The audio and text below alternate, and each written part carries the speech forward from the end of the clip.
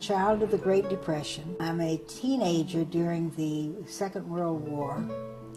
I was a military wife during the Korean War.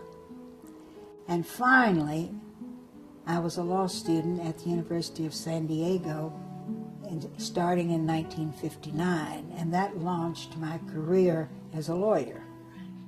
Some people have lives that they plan and they go from one place to the other on plan.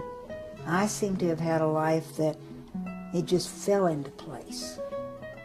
I think that's been the driving force, is the recognition that I absolutely, if I set my mind to something, I can pretty well achieve it. I knew from the outset that women could take care of themselves. That was ingrained into me by the role models that I had. I was the second woman to graduate from the University of San Diego.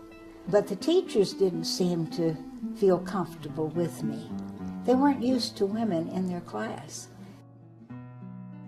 Why don't you have a woman in the DA's office? And he explained, he gave us the answer. The answer was that if you're going to be a prosecutor and do trial work, you need to be competitive. And competition is learned on the football field and the baseball field. And of course, since women didn't play baseball and didn't play football, they didn't hire women. You knew that if you had a job, you were going to be tested, and no woman was going to ever be in there again if you didn't make it. It was a real puzzle to some people.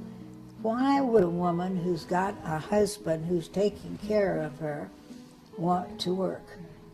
It was a time when women just were second class.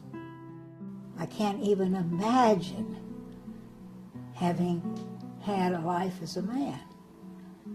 They had so many privileges. It was a dual society where the women were supposed to do what the men told them to do. I do believe that women and men can someday be equal. But I never saw myself as a role model. Well, I never saw myself as 84 years old either. There's a difference between having a vocation and having an avocation, but when you can have them both wrapped up into one, it is so nice.